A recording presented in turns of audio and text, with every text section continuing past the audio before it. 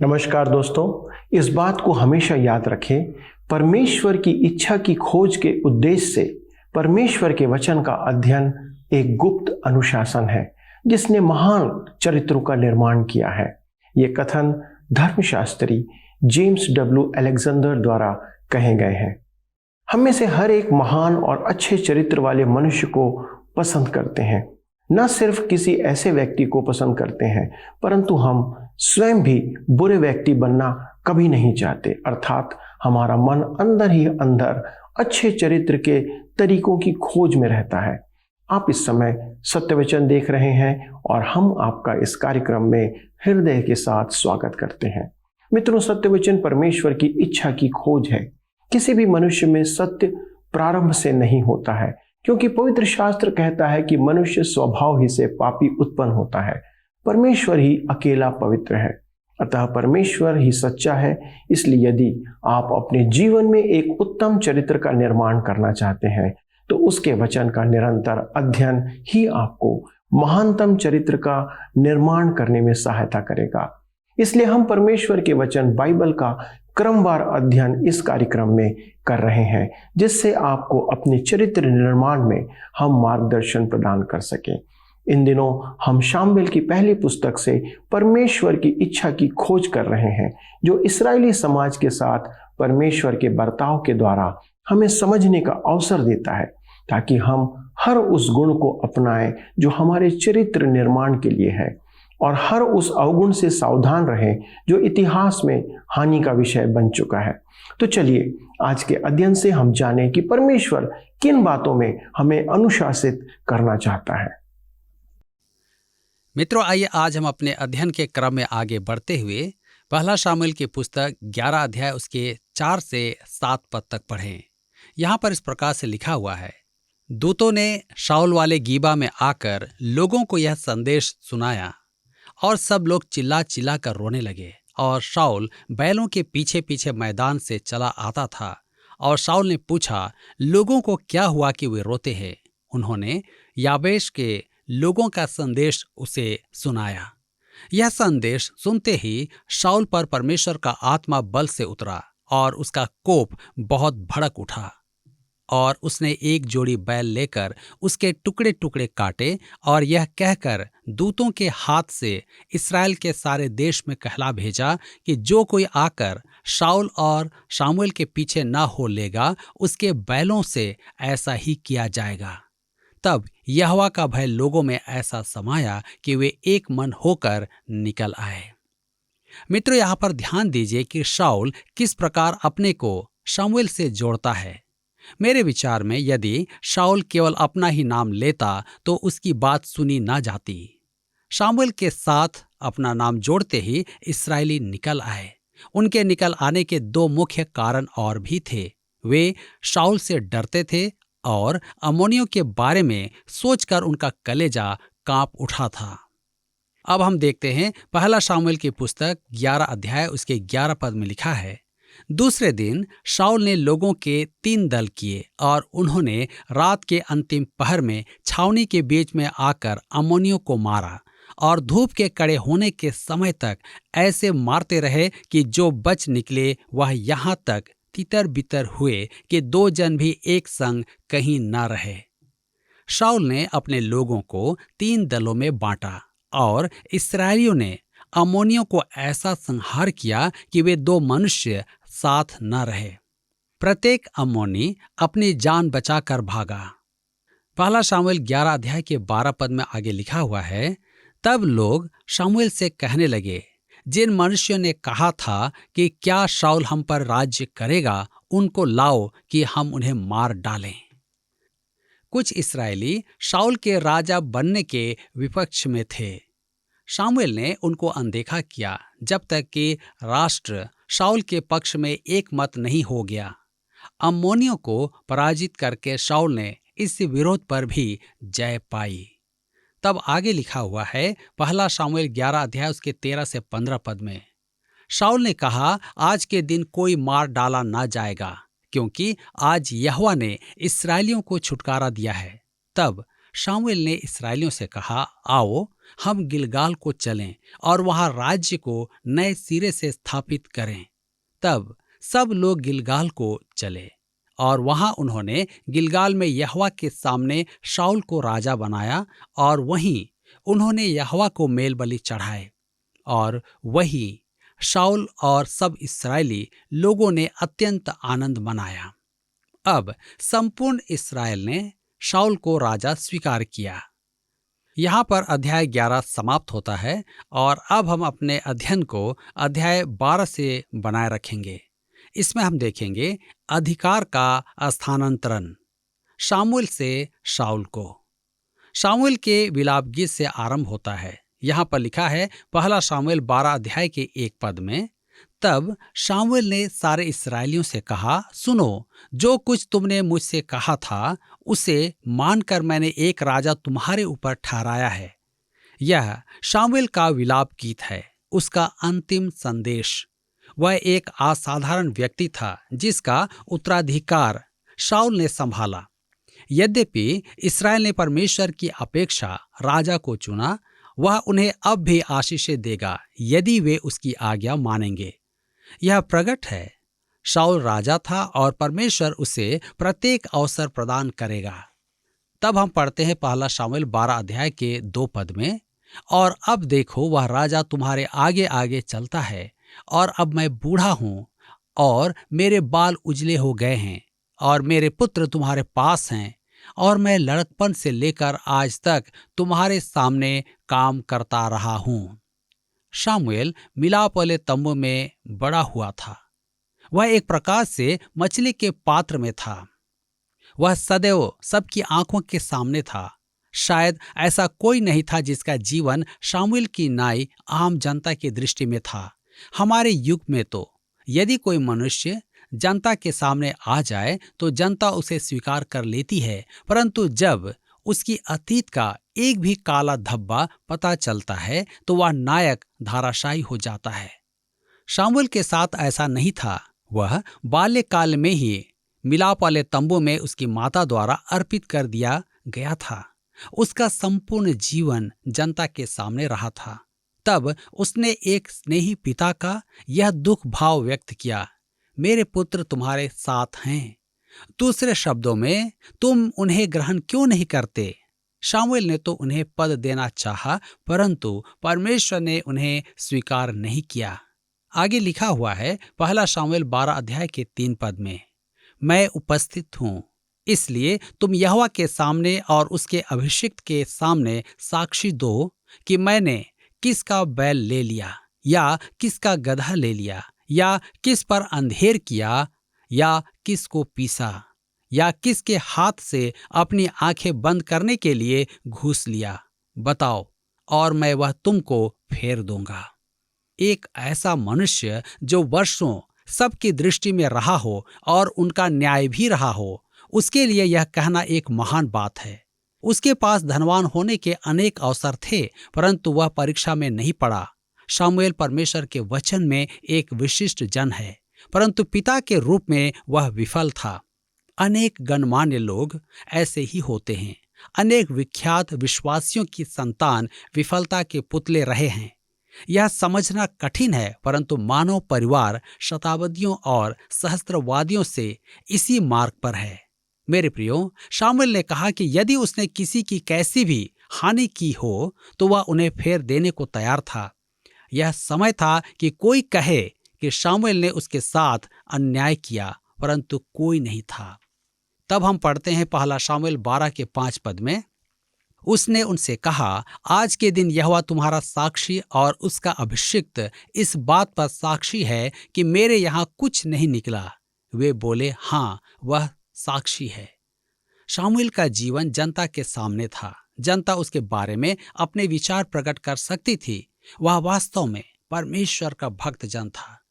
मेरे मित्रों, शामूएल अब इस्राएल का इतिहास दोहराता है। परमेश्वर द्वारा महान बनाए अनेक जनों ने यही विधि अपनाई थी। मूसा ने यही किया था, यहोशू ने भी यही किया था, गिदोन ने यही किया और अब शामूएल भी वही कर रहा था। नए नियम में जब स्तेफनुस को महासभा के समक्ष प्रस्तुत किया गया था, तब उसने भी इस्राएल का इतिहास दोहराया था। शमूएल इस्राएलियों को परमेश्वर की विश्वास योग्यता और दया का स्मरण दिला रहा था। जब उनका ईश्वर त्याग उन्हें दासत्व में ले गया और उन्होंने कष्टों में परमेश्वर को पुकारा, तब उसने बड़े अनुग्रह से उनकी पुकार सुनी और उनके लिए मुक्तिदाता भेजा। वह बताता है कि उसने मिस्पा में भी ऐसा ही किया, यहाँ तक यहोवा ने हमारी सहायता की। तब वह उनकी वर्तमान स्थिति एवं अवस्था पर आया है। आइए देखें, पहला शमूएल 12 अध्याय के 13 पद में लिखा हुआ है, अब उस राजा को देखो जिसे तुमने चुन लिया और जिसके लिए तुमने प्रार्थना की थी। देखो, यहोवा ने एक राजा तुम्हारे ऊपर नियुक्त कर दिया है। शमूएल स्पष्ट करता है कि शाऊल लोगों की पसंद का राजा था। अनेकों का यह मानना है कि बहुमत की आवाज, मनुष्य का चुनाव परमेश्वर की आवाज है। बाइबल इस विचार के विपरीत है।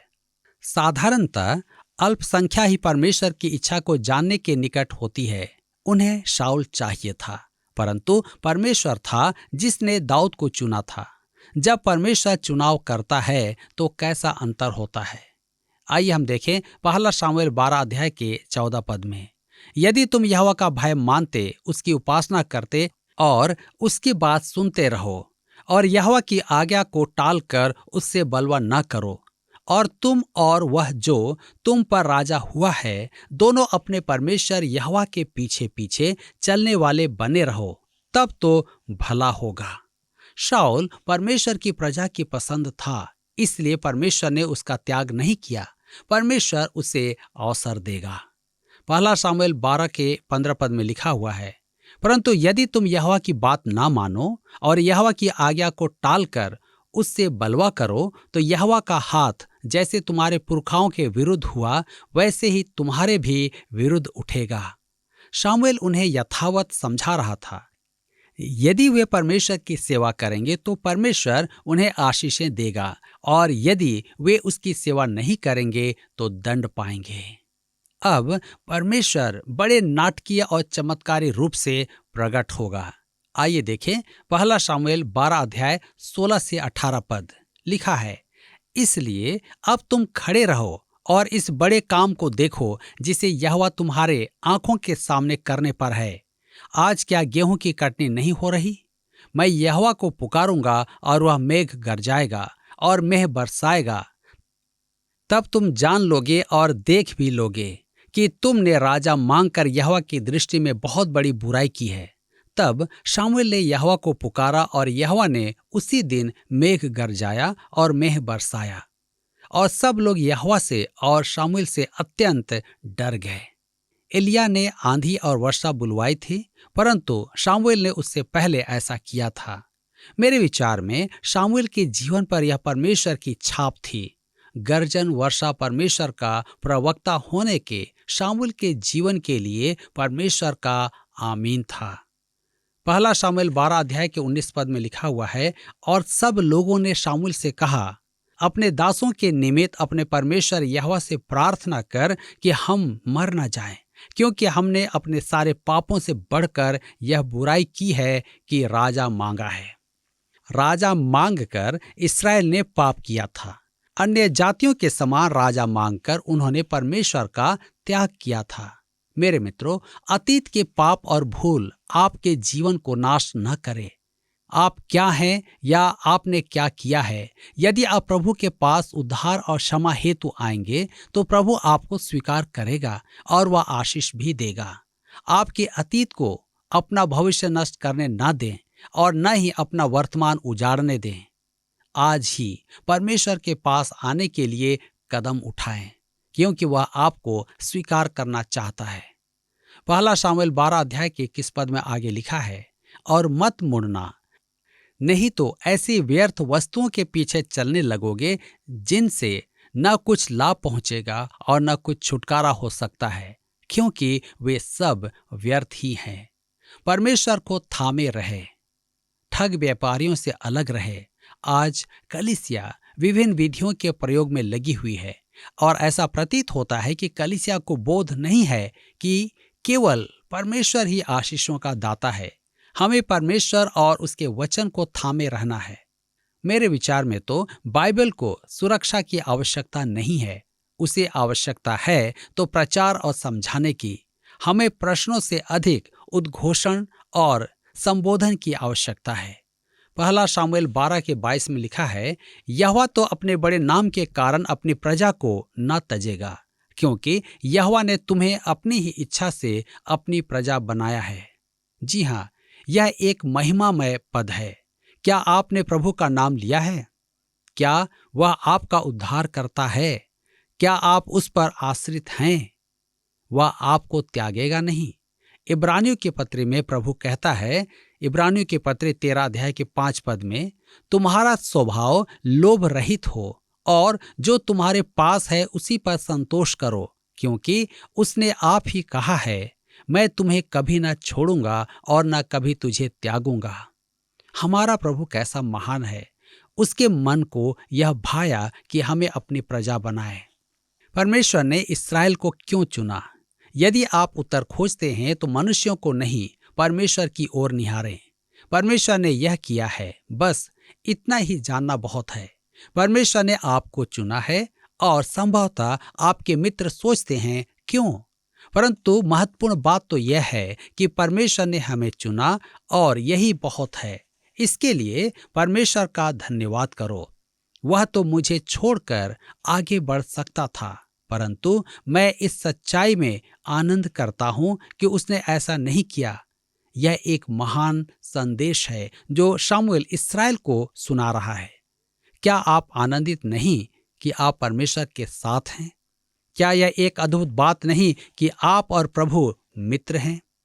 क्या यह एक महान बात नहीं कि वह आपका उद्धार करता है? वह आपकी ओर है, आपके विरोध में नहीं। वह आपकी सहायता करना चाहता है। मेरे मित्रों, वह एक अद्भुत सहायक और उद्धारक है। वह चरम सीमा तक उद्धार करता है। पहला शामुएल 12:23 में आगे हम पढ़ते हैं, फिर यह मुझसे दूर हो कि मैं तुम्हारे लिए प्रार्थना करना छोड़कर यहोवा के विरुद्ध पापी ठहरूं। मैं तो तुम्हें अच्छा और सीधा मार्ग दिखाता रहूंगा। अपनी सेवा में मैंने पाया है कि अनेकों के पास परमेश्वर के वरदान हैं। यह प्रार्थना का वरदान है और मुझे पूरा विश्वास है कि यह परमेश्वर की ओर से है। अनेक जन रोगशैया पर हैं, जिनमें से अनेक कभी नहीं उठेंगे। उनकी सेवा प्रार्थना करने की है। मुझे उनकी प्रार्थनाओं की भी आवश्यकता है। शामुएल ने कहा, यह मुझसे दूर हो कि मैं तुम्हारे लिए प्रार्थना करना छोड़कर यहोवा के विरुद्ध पापी ठहरूं। हम में से प्रत्येक के पास प्रार्थना का एक उत्तरदायित्व है। मुझे इस देश में प्रचारकों के लिए या प्रचारकों के एक समूह के लिए प्रार्थना का बोझ है। वे मेरे मित्र भी हैं। मैं उनकी कलीसियाओं में रहा हूं और मुझे उनकी कुछ समस्याओं का बोध भी है। मैं उनके लिए निरंतर प्रार्थना करता हूं। मुझ पर मेरे परिवार के लिए प्रार्थना का बोझ है। यदि मैं उनके लिए प्रार्थना नहीं करता हूं तो कौन करेगा? मेरी सेवा के लिए प्रार्थना करने का उत्तरदायित्व भी मेरा ही है। मेरे मित्रों, आपका भी उत्तरदायित्व है कि आप प्रार्थना करें। हमें एक दूसरे के लिए प्रार्थना करनी है। आज संसार में आवश्यकताग्रस्त मनुष्यों की कमी नहीं है। प्रभु न करे कि हम एक दूसरे के लिए प्रार्थना करनी छोड़कर परमेश्वर के विरुद्ध में पाप करें।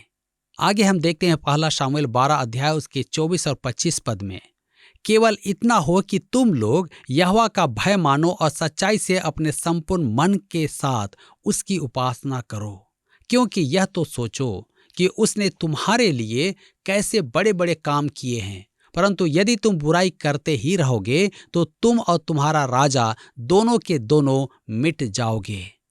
शामुएल के इस विलाप गीत में आपके और मेरे लिए कैसा महान संदेश है। शाऊल राजा बन गया, इसलिए शामुएल सेवानिवृत्त होकर अपना अंतिम सार्वजनिक संदेश देता है। वह स्पष्ट कह देता है कि राजा मांगकर उन्होंने सबसे बड़ा पाप किया है, परंतु यदि वे फिर भी परमेश्वर की सच्ची उपासना और आज्ञाकारिता में रहेंगे और व्यर्थ की बातों का त्याग करेंगे तो परमेश्वर आशीष देगा। और सोचो कि परमेश्वर ने तुम्हारे लिए कैसे बड़े बड़े काम किए हैं। परंतु यदि वे बुराई करेंगे तो वे और राजा भी नाश किए जाएंगे। अंत में वह कहता है, यह मुझसे दूर हो कि मैं तुम्हारे लिए प्रार्थना करनी छोड़कर यहोवा के विरुद्ध पापी ठहरूं। मित्रों, यहाँ पर अध्याय 12 समाप्त होता है और अब हम अपने अध्ययन को अध्याय 13 से बनाए रखेंगे और हम देखेंगे शाऊल का परमेश्वर से विद्रोह। शाऊल अब अपना वास्तविक स्वभाव प्रकट करता है। मिकमास में उसका पुत्र पलिश्तियों पर विजय होता है, परंतु शाऊल तुरही बजाकर विजय का सेहरा अपने सिर बांधता है। शाऊल याजकीय सेवा में हस्तक्षेप करता है और शमूएल उसका त्याग करता है। इस्राएल का निरस्त्रीकरण प्रकट हो जाता है। इस अध्याय में मैं अध्याय 9 के अध्ययन में कही गई अपनी बात की पुष्टि कर पाऊंगा कि शाऊल ऊपरी दिखावे का राजा था। भीतर से वह राजा था ही नहीं, वह एक आडंबरी राजा था।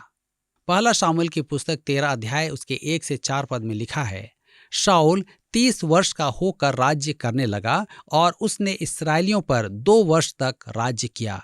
फिर शाऊल ने इस्राएलियों में से 3000 पुरुषों को अपने लिए चुन लिया और उनमें से 2000 शाऊल के साथ मिकमास में और बेतेल के पहाड़ पर रहे और 1000 योनातान के साथ बिन्यामीन के गिबा में रहे और दूसरे सब लोगों को उसने अपने अपने डेरे में जाने को विदा किया। तब योनातान ने पलिश्तियों की उस चौकी को जो गिबा में थी मार गिराया और इसका समाचार पलिश्तियों के कानों में पड़ा।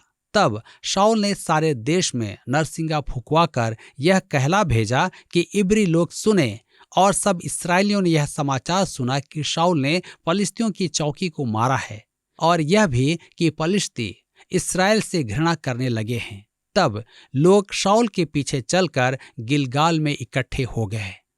शाऊल का वास्तविक चरित्र अब प्रकट होने लगता है। जब हम उसे ध्यान से देखेंगे तो समझ पाएंगे कि वह आडंबरी था।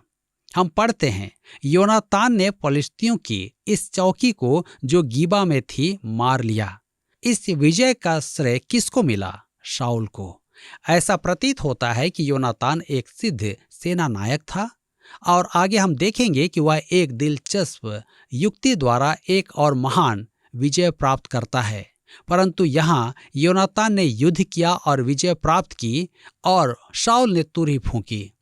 उसने विजय का श्रेय स्वयं को दिया।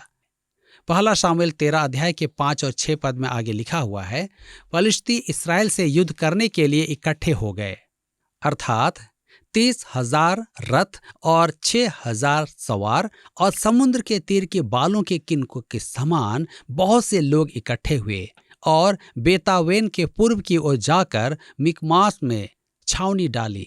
जब इस्राएली पुरुषों ने देखा कि हम सकेती में पड़े हैं और सचमुच लोग संकट में पड़े थे, तब वे लोग गुफाओं, झाड़ियों, चट्टानों, गड़ियों और गढ़ों में जा छिपे। पलिश्तियों ने अपनी हानि से उबरकर इस्राएल पर बलपूर्वक आक्रमण किया। पहला शामूएल 13 उसके 8 और 9 पद में लिखा हुआ है, वह शामूएल के ठहराए हुए समय अर्थात 7 दिन तक बाट जोहता रहा, परंतु शामूएल गिलगाल में ना आया और लोग उसके पास से इधर उधर होने लगे। तब शाऊल ने कहा, होम बलि और मेल बलि मेरे पास लाओ।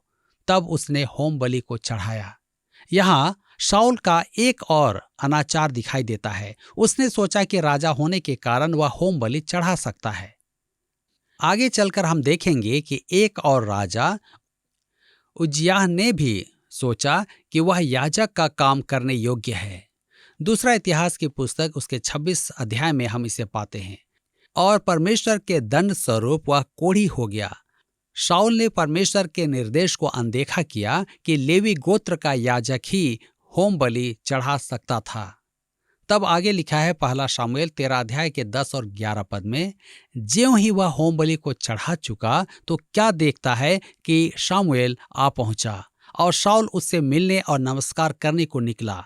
शामूएल ने पूछा, तूने क्या किया? शाऊल ने कहा, जब मैंने देखा कि लोग मेरे पास से इधर उधर हो चले हैं और तू ठहराए हुए दिनों के भीतर नहीं आया और पलिश्ती मिकमास में इकट्ठे हुए हैं। शाऊल शमूएल की प्रतीक्षा नहीं करना चाहता था। वह अधीर और अपनी कल्पना करने वाला मनुष्य था। उसने सोचा कि उसके पास 3 कारण हैं कि वह शमूएल की प्रतीक्षा न करे। पहला, शमूएल विलंब कर रहा था। दूसरा, पलिश्ती चढ़े आ रहे थे। तीसरा, सेना तितर बितर हो रही थी। निस्संदेह शाऊल तर्क का सहारा ले रहा था। वह दूसरों पर ही दोष डाल रहा था। क्या आपको यह कार्यक्रम पसंद आया? अभी हमें एक मिस कॉल करें और आप अगले विजेता हो सकते हैं।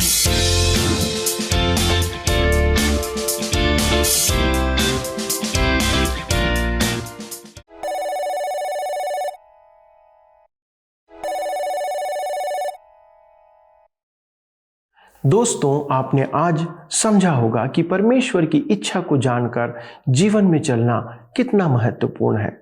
इस्राएली लोग परमेश्वर के मार्गदर्शन और अगुवाई को छोड़कर राजा का चुनाव करते हैं। उन्होंने परमेश्वर को त्याग कर राजा को चाहा कि उनके ऊपर अन्य राष्ट्रों की तरह शासन करें। ये उन लोगों का पाप था कि उन्होंने राजा की मांग किया। आप कहेंगे कि इसमें ऐसी क्या बात है जो पाप के समान दिखती है? क्योंकि हमने खास प्रकार से कार्यों को ही हमारी दृष्टि में या अपनी दृष्टि में पाप की श्रेणी में रखा हुआ है। लेकिन परमेश्वर की दृष्टि में पाप वह है जो परमेश्वर के स्तर से नीचे है और उसकी इच्छा के विरुद्ध है। अर्थात ऐसा कोई भी कार्य जो परमेश्वर के मानदंड के नीचे है वह पाप है। और इस्राएलियों की तरह ऐसे कितने ही चूक हमने किया है। लेकिन हमारा परमेश्वर एक प्रेमी परमेश्वर भी है।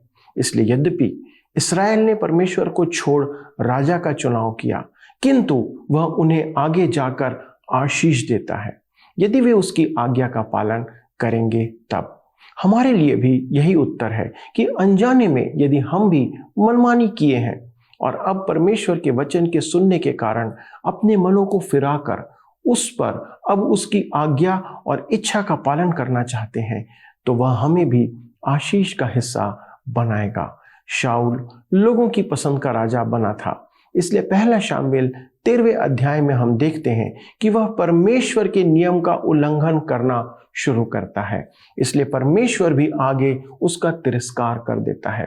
मित्रों, ये अति दुखदायक होता है। इसलिए हम दूसरे अवसर की प्रतीक्षा ना करें। परमेश्वर की इच्छा पूरी करने से पहले जीवन का संपूर्ण सुख प्राप्त करने का अवसर ना लें।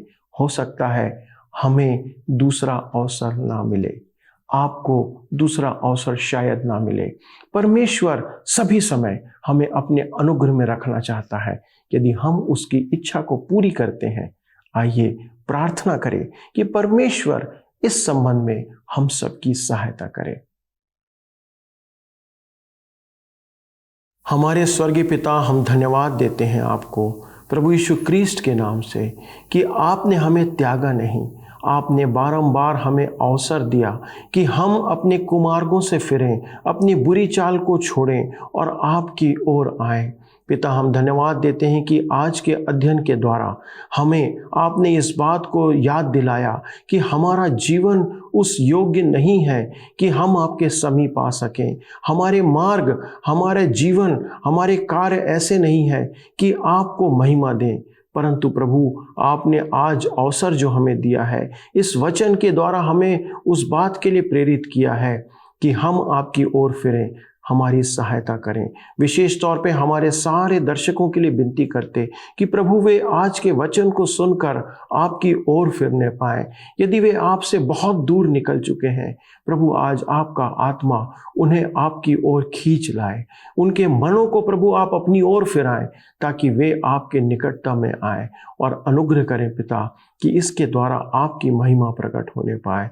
हमारे सभी दर्शकों को आपके हाथों में सौंप देते हैं। यदि वे किसी भी प्रकार से बुरी लालसाओं में, बुरी आदतों में, बुरे व्यवहार में यदि फंसे हुए हैं, पिता अनुग्रह करके आज उनके जीवन को बदलें ताकि उनका जीवन आपकी महिमा का कारण बने। आदर और महिमा पिता आपको देते हुए विनती हमारे यीशु के नाम से मांगते हैं, आमीन।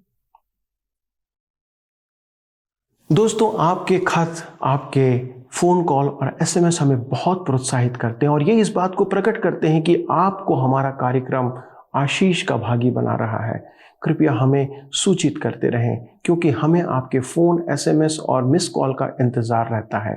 अगले प्रसारण में इस क्रम को आगे बढ़ाते हुए आपके सन्मुख मैं फिर उपस्थित होऊंगा। तब तक परमेश्वर के अनुग्रह में बने रहें। प्रभु आपको आशीष दे।